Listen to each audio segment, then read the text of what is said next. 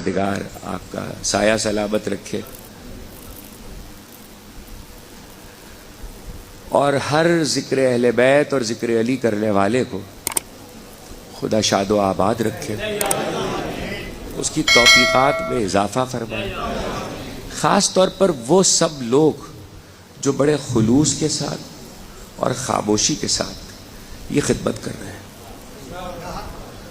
एक दुआ और कर दूँ आज, जब आप बात छिड़ी गई है तो एक दुआ और कर दूँ। जो खिदमत कर रहे हैं उनके लिए बहुत दुआएं हैं, लेकिन खुदा हमारी पूरी मिल्लत को ऐसे खिदमत करने वालों की खिदमतों को समझने की तौफीक अता करे। सलावत भेजिए मोहम्मद वाला। एक मरतबा और बुलंद आवाज से सलावत भेजिए। देखिए, मुझे आयत पे वापस आना है और ये भी याद रखिएगा कि अब वो तो ज़ुरिया साहब ने हुक्म दे दिया।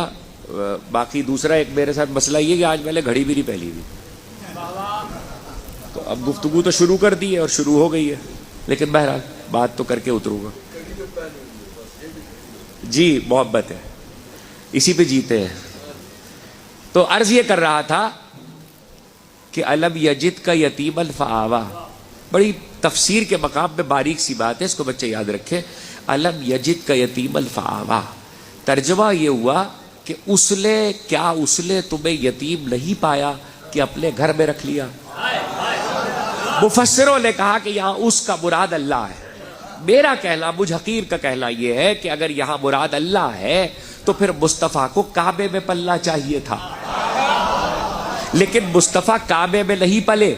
मुस्तफ़ा पले हैं अबू तालिब के घर में, उन्हें रखा है अबू तालिब ने अपने घर में। अबू तालिब का बेटा आया है खुदा के घर में।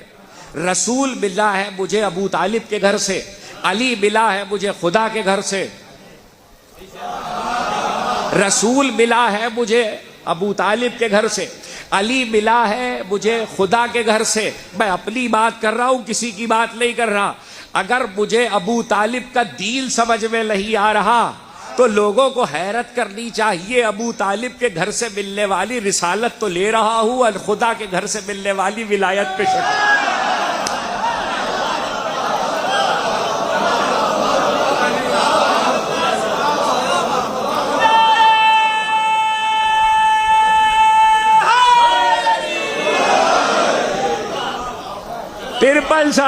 तिरपल साल। अब जो बात मैं करने जा रहा हूं, जिसके लिए इतनी देर मैंने आपसे गुफ्तगू की है, उसे महफूज कीजिए। कुल इल्ला सलाती व नुसुकी व महयाया व ममाती लिल्लाहि रब्बिल आलमीन। कह दो ऐ हबीब कि मेरी सारी नमाजें, मेरी सारी इबादतें, मेरी पूरी हयात, मेरे दुनिया से जाने का वक्त सब आलमीन के परवरदिगार के लिए। अच्छा, अब मैं आपको एक आयत की तरफ मुतवज्जे कर रहा हूँ। एक आयत है, पाकिस्तान में स्कूलों में इस्लामियात में कोर्स में पढ़ाई जाती है, कोर्स का हिस्सा है। लक़द कान लकुम फ़ी रसूलिल्लाहि उस्वतुल हसना। अगर किसी को आयत न भी याद होगी तो कम अज़ कम तर्जुमा ज़रूर उसका जहन में होगा, मफ़हूम होगा। लक़द कान लकुम फ़ी रसूलिल्लाहि उस्वतुल हसना। यकीनन रसूल की सीरत में तुम्हारे लिए बेहतरीन उसवा है। इसका क्या मतलब है? इसका मतलब क्या है? इसका मतलब यह है जो अब तक 1400 साल में समझा गया है वो बता रहा हूं। 1400 साल में जो इसका मतलब समझा गया है वो ये है, रसूल जैसे चलते थे वैसे चलो। भाई तवज्जो कीजिएगा, रसूल जैसे चलते थे वैसे चलो, रसूल जैसे उठते थे वैसे उठो, रसूल जैसे बैठते थे वैसे बैठो, रसूल जैसे खाते थे वैसे खाओ, रसूल जैसे पानी पीते थे वैसे पानी पियो, रसूल जैसा लिबास पहनते थे वैसा लिबास पहनो। यहां तक तो आम जिंदगी है, रह गया नमाज, रोजा, हज, ज़कात, जिहाद, इबादतें। उसके लिए रसूल की हदीस आ गई, सुनी होगी आपने, मुझसे भी सुन लीजिए। सल्लू कमा राअयतुमूनी उसल्ली। हदीस को याद रखिएगा, सल्लू कमा राअयतुमूनी उसल्ली।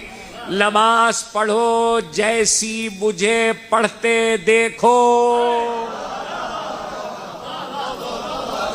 जैसी मुझे पढ़ते देखो। यहां एक बच्चा आए मजलिस पढ़ ले, भाई तवज्जो कीजिएगा, यहां एक बच्चा आए मजलिस पढ़ ले और मैं उस बच्चे से मजलिस पढ़ने के बाद कहूं ऐसी पढ़ो जैसी ज़ुर्रियत इमरान साहब को पढ़ते देखो, तो क्या बच्चे पे फर्ज नहीं है कि वो देखे? बच्चे पे फर्ज नहीं है कि वो देखे? रसूल कह रहे ऐसी पढ़ो, सुनो नहीं, जैसी मुझे पढ़ते देखो। इसका मतलब है देखते रहो मुसलसल के रसूल कैसे नमाज पढ़ रहा है। मुसलसल एक बार नहीं देखना, एक फज्र की खाली नहीं देखना, खाली जोहर की नहीं देखना, खाली असर की नहीं देखना, फकत मगरिब और इशा की नहीं देखना। मुसलसल देखते रहो कि रसूल कैसे पढ़ रहा और पढ़ा रहा है। क्यों? देखते रहो ताकि जब नवासे आके पुष्ट पे बैठे तो पता तो चले।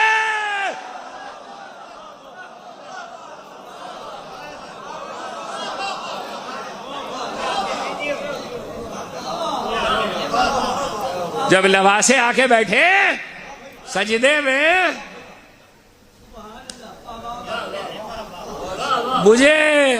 मुझे आप एक फिक्रे की इजाजत देंगे? मैं इस वक्त मौला अली पे गुफ्तगू कर रहा हूं, मुझे आयत तक वापस आना है, लेकिन अब मैंने ये वाक़े का जिक्र कर दिया इसलिए एक बात महफूज करा दूं। 27 किताबें हदीस की बड़ी, 27 उलमाए अहले सुन्नत की हदीस की बड़ी किताबें जिसमें ये वाक़या है सजदे में, नबी के नमाज के सजदे में लवासों का पुष्ट पे आना। और बड़ी जिम्मेदारी के साथ कह रहा हूं, एक एक लवासा अलग अलग नहीं आया है, दोनों साथ आए। दूसरी बात सुन लीजिए, नमाज मुस्तहब नहीं थी, वाजिब थी। रसूल नाफिला नहीं पढ़ रहे थे, वाजिब पढ़ रहे थे। तीसरी बात सुन लीजिए, जिसको हवाले चाहिए मुझसे ले ले, मैं जिम्मेदारी के साथ बात कर रहा हूं। तीसरी बात सुन लीजिए, एक बार वाकया नहीं हुआ, एक बार वाकया नहीं हुआ। 2 नमाजों का हदीसों में खास तौर पर जिक्र आया है और 3 बार हुआ है वाकया, इसका भी जिक्र हदीस में बार बार आया है। 2 नमाजों का खास तौर पर जिक्र है, वो भी बता देता हूं। एक असर की है, एक इशा की है। कभी असर में आए हैं, कभी इशा में आए हैं। इसका मतलब है एक से ज्यादा बार हुआ है। एक से ज्यादा बार हुआ है तो बतला रहा है इत्तिफाक नहीं हुआ है। बच्चे इत्तिफाक से नहीं आ गए, हादसा नहीं आए। अब जो बात कहली थी वो बतला रहा हूं कि रोका क्यों मैंने आपको। इस पर रोक इसलिए लिया कि 27 हदीस की किताबें इमाम इब्न हब्बान से जाकर अल्लामा जलालुद्दीन सयूती तक देखो। 27 हदीस की किताबों में मुख्तलिफ असलात से ये वाकया मौजूद है कि बच्चे नमाज में आए हैं, नमाज वाजिब है, एक से ज्यादा बार वाकया हुआ है। अगर मैं कराची या लाहौर की किसी मजलिस में ये बात कहता, रोशनियों का ज़माना है, लेकिन कराची लाहौर में शायद कोई ऐसी मस्जिद न पाई जाती हो। आपके इलाकों में अभी भी ऐसी मस्जिदें मौजूद हैं कि जहां चराग जलता हो, दिल की रोशनी खत्म होने के बाद ज्यादा रोशनी न हो, मशलें जलती हो। मुझे बताइए, अगर किबला इधर है और नमाज पढ़ाने वाला इस तरफ रुख किए हुए है और जमात ऐसे खड़ी हुई है और सबका रुख इधर है और बच्चे पीछे से आए हैं तो किसी को नजर नहीं आएंगे। लेकिन अगर बच्चे सामने से आए हैं तो जो पहली रकत पहली सब खड़ी हुई है उसे सब नजर आएगा, तो किसी न किसी ने देखा होगा। ये तो हदीस, तवज्जो कीजिएगा, ये तो हदीस में नहीं आया कि किसी ने देखा है, लेकिन ये हदीस में मौजूद है कि पैगंबर का एक फिक्रा आ गया, उस फिक्रे ने बताया किसी ने देखा, एक से ज्यादा लोगों ने देखा, और सिर्फ देखा नहीं बल्कि हाथ के इशारे से रोकने की कोशिश की, हाथ के इशारे से रोकने की कोशिश की कि लाला नमाज में है, ये आके बैठने का वक्त नहीं है।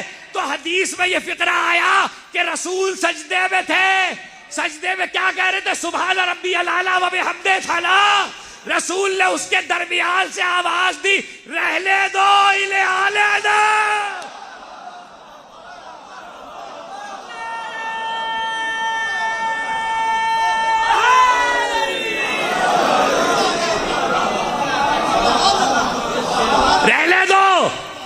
ये फिक्रा रसूल का, इले आले दो, पहले समझाने के लिए का, रहने दो।